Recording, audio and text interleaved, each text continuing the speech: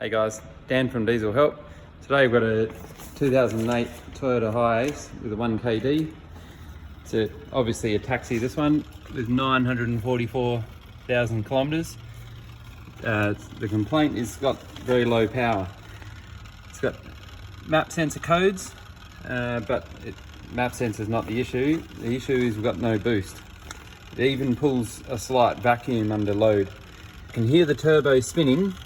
So I've come along, I've checked the the VGT turbo sweep when you turn the key off and on, and it surprisingly does go through that, but I can move it by hand.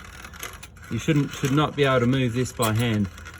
So what's happening is, as soon as you get exhaust flow through there, the exhaust gases are pushing the vanes closed into the high volume mode, and it's not getting the high pressure at low volume that it should get.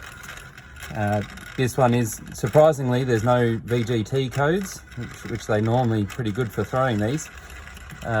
This one's going to get a complete turbo. We don't recommend replacing just the stepper motor because there's a reason why the stepper motor's failed.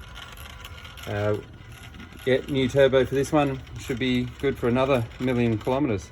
Thanks guys.